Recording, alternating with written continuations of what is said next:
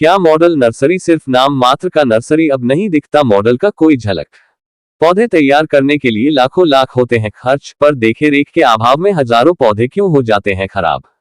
क्या विभागों के लिए ही आवंटित है शासकीय उद्यान का बहुमूल्य फलदार लीची का पौधा? जहां एक भी पौधा लोगों को देने को क्यों कतराते हैं स्टॉप, जहां हजारों लीची का पौधा इधर उधर सड़ गल रहा है।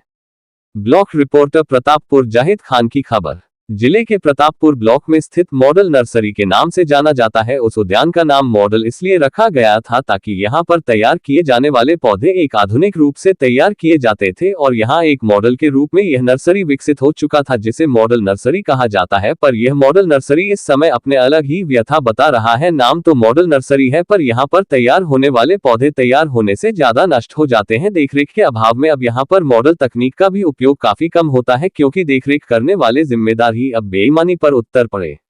आपको बता दें कि राष्ट्रीय प्रतापपुर में स्थित मॉडल नर्सरी राष्ट्रीय बागवानी मिशन शासकीय उद्यान बन चुका खानापूर्ति का अड्डा। यहाँ पर बेहतर पौधे तैयार करने पर नहीं दिया जाता है ध्यान। अब यहाँ पर सिर्फ पौधों के आड़ में कमाई करना ही उद्देश्य रह गया है। यहाँ की स्थिति यह है कि नर्सरी में यदि निरीक्षण कर लिया जाए तो ऐसा लगेगा कि हम नर्सरी में नहीं किसी जंगल में आए हुए हैं। घास व कचरों का अंबार है, तैयार हुए पौधे भी खराब हो रहे हैं। साफ सफाई व्यवस्था तो पूरी चौपट है। यहाँ पर पौधे के नाम पर लाखों खर्च होते हैं पर पौधे तैयार होते भी हैं, पर अधिकांश पौधे देखरेख के अभाव में नष्ट भी हो रहे हैं। एक तरफ पौधा तैयार होता है, दूसरा तरफ पौधा नष्ट हो रहा है।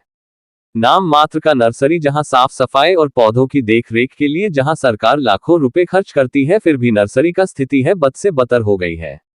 शासकीय उद्यान को जंगल जैसा बना दिया गया है।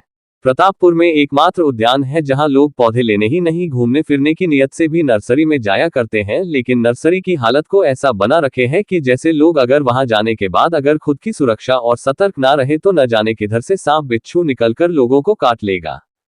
कोई नहीं जानता है कि जहां नर्सरी में अमूल्य पेड़ पौधे को उगाया जाता है, लेकिन पौधा बढ़ने के बाद इधर उधर बेतरतीब तरीके से जहां तहां गिरकर सड़ गल रहा है। इसकी कोई देखभाल सही से नहीं किया जा रहा है।